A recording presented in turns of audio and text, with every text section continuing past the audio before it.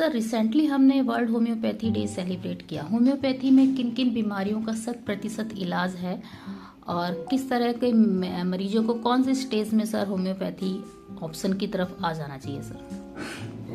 पहली बात तो ये बताऊंगा कि होम्योपैथी इस तरह की चिकित्सा पद्धति है जिसमें ऑलमोस्ट सभी तरह की बीमारियों का इलाज होता है, पर कुछ कंडीशंस ऐसी हैं जिनमें होम्योपैथी का इलाज बहुत अग्रणी माना जाता है, जैसे कि स्किन डिजीज हैं, एंग्जाइटी वगैरह की हैं, पेट की समस्याएं हैं, एलर्जी की समस्या है, या बच्चों की समस्या है, या जेरियाटिक्स की जिनके बुजुर्गों की समस्या है, उसमें होम्योपैथी बहुत अच्छा लाभ देती है। बाकी जहाँ तक जटिल बीमारियाँ हैं उनमें भी होम्योपैथी बहुत उपयोगी साबित हुई है, और जो आजकल की डेट में कुछ असाध्य रोग माने जाने वाली बीमारियां हैं जिनको कि मॉडर्न मेडिसिन में या वहाँ के माना जाता है कि बिल्कुल असाध्य हैं, उनमें भी होम्योपैथी का अच्छा प्रभाव देखा गया है। जैसे कि हम मोटर न्यूरॉन डिजीज एक असाध्य रोग माना जाता है जिसको कि पूरी वर्ल्ड ओवर कहा जाता है कि इसका कोई इलाज ही नहीं है, परंतु हम अपने AKG OVM क्लिनिक में हमने इसका शोध भी कर रहे हैं, क्लिनिकल रिसर्च कर रहे हैं, और मेरे को आज करीब 1300-1400 पेशेंट देख चुका हूँ, मेरे उसमें अंदर हैं, और हमने उनमें काफ़ी अच्छा रिजल्ट पाया है कि जो एक ये क्योंकि एक प्रोग्रेसिव डिजीज़ है और उस प्रोग्रेसिव डिजीज़ को बढ़ने में उसकी रोकथाम में काफ़ी हद तक इसमें हमें सफलता प्राप्त हुई है, जहाँ पे हम उनको स्लो कर पाए, रोक पाए, और कई कई कंडीशन में तो कुछ रिवर्सल भी दिखा, which is a very big achievement. Sir कहते हैं कि होम्योपैथी बड़ी धीरे धीरे इलाज करती है, तो ये पेशेंट भी इसमें छोड़ देते हैं या जारी रखते हैं सर? ऐसा नहीं है कि होम्योपैथी अब धीरे और वो प्रभाव करती है।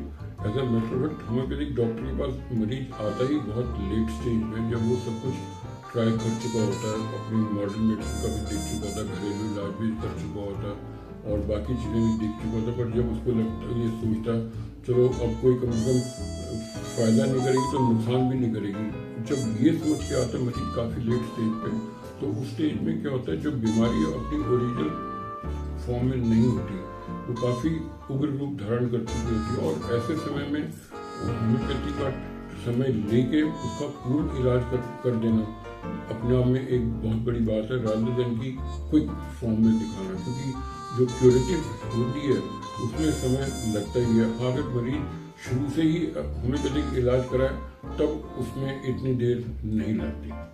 सर जैसे जनरल प्रॉब्लम होती है BP, sugar, thyroid, uric acid वगैरह की, इसकी सबसे वजह होती है लोग मेडिसिन की तरफ तुरंत भागते हैं, तो क्या ये बेसिक प्रॉब्लम्स का भी इलाज है हमारे पास? हाँ बिल्कुल है, पर इन बेसिक प्रॉब्लम्स को भी अगर हम अपनी लाइफस्टाइल को ठीक रखते हैं या रख सकते हैं तो काफ़ी हद तक आप इन बीमारियों से अपने आप को बचा भी सकते हैं। और अगर आपके पास ये तकलीफ है तो इनका होम्योपैथी द्वारा प्रॉपर इलाज किया जाता है, होता भी है, और उसके साथ अगर आप अपनी दिनचर्या जो है जीवन शैली और दिनचर्या को ठीक कर लें तो पूर्णतः उसका प्रॉब्लम का कंप्लीट क्योर भी हो जाती है।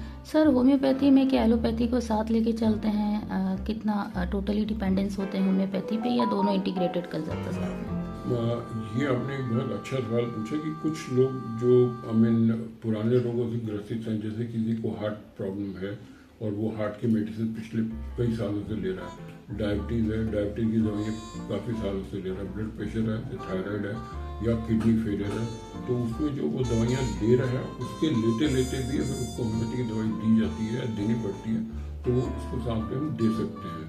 और बल्कि आपको जानकर ये अत्यंत प्रसन्नता होगी कि हमने अपने क्लिनिक्स में देखा है कि जो लोग पुरानी बीमारियों के साथ पुरानी दवाइयाँ लेते आ रहे थे और उनका प्रभाव करना बंद कर दिया, तो उस टाइम पे अगर उसने होम्योपैथी की दवाई ली, जिससे हम कॉन्स्टिट्यूशनल दवाई देते हैं, तो उनकी वही दवाई दोबारा प्रभाव करना शुरू कर देती है, क्योंकि जो होम्योपैथी है वो आदमी की या पेशेंट की इम्यूनिटी को और इंटरनल रेजिस्टेंस को बढ़ाता है, वो उसको इम्प्रूव करता है, तो उससे उसकी जो सेल्फ रिकवरी की मोड होता है उसको एनहांस कर देता है, तो वो काफ़ी हद तक हेल्पफुल होता है। और फिर धीरे धीरे कई मरीजों में ये देखा गया कि उनकी वो जो एलोपैथी की दवाइयाँ ले रहे थे, धीरे धीरे वो दवाइयाँ कम्प्लीटली छूट भी जाती हैं। छूट भी जाती हैं या कम भी हो जाती हैं? सभी पहले कम होती, बाद में छूट भी जाती हैं।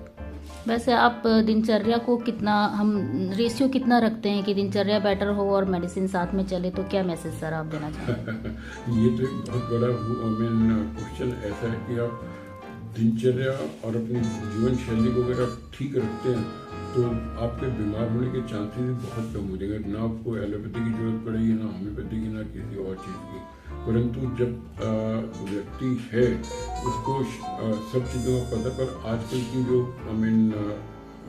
सिचुएशन है जहाँ पे हवा, पानी, खाना कुछ भी प्योर नहीं मिल रहा, तो ऐसे समय में बीमारियों का आना और despite of best of efforts of people उनको रोग ग्रसित होना स्वाभाविक है। और ऐसे समय में उपचार की डेफिनेटली ज़रूरत पड़ती है और होम्योपैथी बहुत अच्छे ढंग से उपचार करती है उनका। सर एक लास्ट क्वेश्चन, क्या होम्योपैथी का भी कोई साइड इफेक्ट होता है?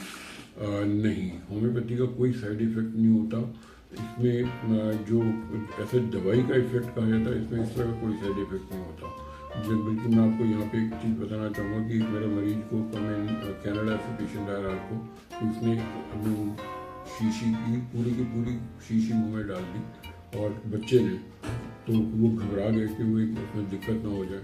तब मैंने उनको बताया कि अब सिर्फ पहली बात तो दवाई है, डेफिनेटली उसको दुरुपयोग नहीं होना चाहिए इस तरह से, परंतु फिर भी उनको घबराने की ज़रूरत नहीं है कि उनको सिर्फ अगर थोड़ा वॉच करें और वेट करें, अगर कुछ होता तो मेरे को बताएं। परंतु उस तरह का कुछ भी नहीं हुआ, क्योंकि जो होम्योपैथी की दवाई होती है वो बहुत सूक्ष्म रूप में दी जाती है, ना कि फिजिकल फॉर्म में या उसमें वो हो। तो अगर इसी जगह पे अगर एलोपैथी की दवाई होती जहाँ पे अगर आपको एक गोली की जगह 6 गोलियाँ खा ले या कुछ का सोच सकते हैं कि उसका क्या परिणाम होगा। तो इस मामले में ये कहा सकता है that is why we call it homeopathy ensured health safely and it is a non toxic and safe medicine. इसका साइड इफेक्ट्स नहीं है ना? नहीं, कोई side effect. Thank you sir, thanks.